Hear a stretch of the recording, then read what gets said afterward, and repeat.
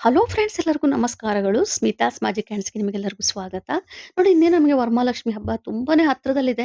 ಹಾಗಾಗಿ ವರಮಹಾಲಕ್ಷ್ಮಿ ಹಬ್ಬದಲ್ಲಿ ಕಳಸ ಸ್ಥಾಪನೆ ಮಾಡ್ಕೋ ಸಮಯದಲ್ಲಿ ಕಳಸದ ಕೆಳಗೆ ನಾವು ಒಂದು ದೈವಿಕ ರಂಗೋಲಿನ ಹಾಕಿ ನಂತರದಲ್ಲಿ ನಾವು ಕಳಸ ಸ್ಥಾಪನೆ ಮಾಡುವುದು ತುಂಬಾ ವಿಶೇಷವಾಗಿ ಫಲ ಸಿಗುವಂಥದ್ದು.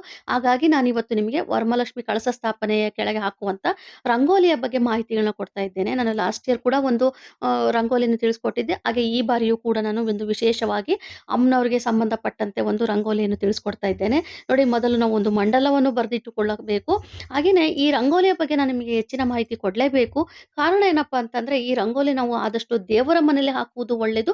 ಇಲ್ಲ ಅಂತಂದ್ರೆ ತುಳಸಿ ಕಟ್ಟೆ ಬಳಿನೂ ಕೂಡ ಹಾಕಬಹುದು, ತೊಂದರೆ ಇಲ್ಲ. ಆದರೆ ನಾವು ಹೊಸ್ತಿಲ ಮುಂದೆ ಹಾಕಿದಾಗ ಏನಾಗುತ್ತೆ ಅಂತಂದ್ರೆ, ನಾವು ಆ ರಂಗೋಲಿನ ದಾಟ್ಕೊಂಡು ಒಳಗೆ ಹೊರಗೆ ಓಡಾಡ್ತಾ ಇರ್ತೀವಿ. ಸೊ ಆ ತಪ್ಪನ್ನು ಮಾಡಬಾರ್ದು. ಆಮೇಲೆ ಪೊರಕೆಯಿಂದ ಗೂಡ್ಸೋದಕ್ಕೆ ಹೋಗಬಾರ್ದು. ಈಗ ನೀವು ತುಳಸಿ ಕಟ್ಟೆ ಮುಂದೆನೂ ಕೂಡ ಹಾಕ್ತಾ ಇರ್ತೀರ, ಹಾಗಾಗಿ ಪೊರಕೆಯಿಂದನೂ ಸಹ ಗೂಡ್ಸೋದಕ್ಕೆ ಹೋಗಬಾರ್ದು. ನಾನು ವೈಯಕ್ತಿಕವಾಗಿ ನಿಮಗೆ ಸಲಹೆ ಕೊಡೋದೇನು ಅಂತಂದ್ರೆ, ಬೆಸ್ಟ್ ಅಂತಂದ್ರೆ ನೀವು ಈ ಒಂದು ರಂಗೋಲಿಯನ್ನು ನೀವು ದೇವರ ಮನೇಲಿ ಹಾಕುವುದು ಒಳ್ಳೆಯದು. ದೇವರ ಮನೆಯಲ್ಲಿ ಕಳಸ ಸ್ಥಾಪನೆ ಸಮಯದಲ್ಲಿ ಹಾಕೋಬಹುದು. ಹಾಗೇನೆ ಆ ಒಂದು ದೀಪವನ್ನು ಸ್ಥಾಪನೆ ಮಾಡ್ಕೋಬೇಕಾದ್ರೆ, ಅಂದ್ರೆ ಈಗ ನಾವು ಕಾಮಾಕ್ಷಿ ದೀಪ ಹಚ್ತಾ ಇರ್ತೇವೆ, ಆ ಒಂದು ಸಮಯದಲ್ಲೂ ಕೂಡ ನೀವು ಈ ಒಂದು ರಂಗೋಲಿಯನ್ನು ಹಾಕ್ಬೋದು.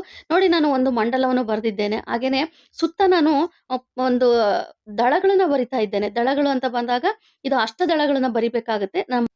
ಅಮ್ಮನವರಿಗೆ ಕಮಲದ ಹೂವು ಅಂತಂದ್ರೆ ತುಂಬಾ ಪ್ರಿಯವಾದದ್ದು. ಹಾಗಾಗಿ ಕಮಲದ ಹೂವಿನ ರೀತಿಯಲ್ಲಿ ಒಂದು ಅಷ್ಟ ದಳಗಳನ್ನ ಬರಿಬೇಕಾಗುತ್ತೆ. ಹಾಗೆ ಮಧ್ಯದಲ್ಲಿ ಒಂದು ಸ್ವಸ್ತಿಕ್ ಚಿಹ್ನೆಯನ್ನು ಬರಿಬೇಕು. ಕಾರಣ ಏನಪ್ಪಾ ಅಂತಂದ್ರೆ, ನಾವು ಯಾವುದೇ ಒಂದು ಪೂಜೆ ಮಾಡಿದ್ರು ಕೂಡ ಗಣೇಶನ ಒಂದು ಅನುಗ್ರಹವಿಲ್ಲದೆ ನಾವು ಪೂಜೆ ಮಾಡೋದಕ್ಕೆ ಆಗೋದಿಲ್ಲ.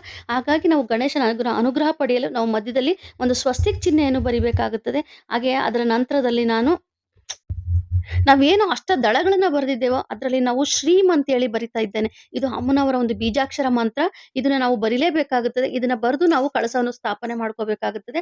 ಹಾಗೇನೆ ನೀವು ಮತ್ತೊಂದು ಒಂದು ವಿಷಯವನ್ನು ನೀವು ನೆನಪಿನಲ್ಲಿ ಇಟ್ಕೋಬೇಕು. ಈ ಒಂದು ರಂಗೋಲಿನ ಹಾಕ್ಬೇಕಾದ್ರೆ ನೀವು ಮನಸ್ಸಿನಲ್ಲಿ ನೀವು ಓಂ ಬ್ರೀಂ ಶ್ರೀಂ ಲಕ್ಷ್ಮೀಭ್ಯೋ ನಮಃ, ಓಂ ಬ್ರೀಂ ಶ್ರೀಂ ಲಕ್ಷ್ಮೀಭ್ಯೋ ನಮಃ ಅಂತ ನೀವು ಆ ಒಂದು ಮಂತ್ರವನ್ನು ಹೇಳಿಕೊಂಡು ನೀವು ಈ ಒಂದು ರಂಗೋಲಿನ ಹಾಕೊಂಡು ನೀವು ಕಳಸವನ್ನು ಸ್ಥಾಪನೆ ಮಾಡುವುದು ತುಂಬಾನೇ ಒಳ್ಳೆಯದು. ನೋಡಿ, ಸುತ್ತ ಮಂಡಲವನ್ನು ಹಾಕ್ತಾ ಇದ್ದೇನೆ.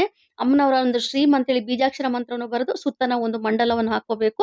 ಇಷ್ಟು ನೀವು ಒಂದು ಅಮ್ಮನವರ ಒಂದು ಕಳಸ ಸ್ಥಾಪನೆ ಸಮಯದಲ್ಲಿ ಹಾಕಿಕೊಳ್ಳಬೇಕಾದಂತ ರಂಗೋಲಿ. ತುಂಬಾ ಸರಳವಾಗಿ ತಿಳಿಸ್ಕೊಟ್ಟಿದ್ದೇನೆ. ಹಾಗೆ ಅರಿಶಿಣದಿಂದ ನಾನು ಔಟ್ಲೈನ್ ಹಾಕಿದ್ದೇನೆ, ಅಂದ್ರೆ ಅಲಂಕಾರ ಮಾಡಿದ್ದೇನೆ. ಹಾಗೇನೆ ಸುತ್ತ ನಾವು 4 ಒಂದು ಚುಕ್ಕೆಗಳನ್ನು ಇಡಬೇಕು. ಅದ್ರ ಮಧ್ಯೆ ನಾವು ಅರಿಶಿಣ ಕುಂಕುಮದಿಂದ ಅಲಂಕಾರ ಮಾಡಬೇಕಾಗುತ್ತದೆ.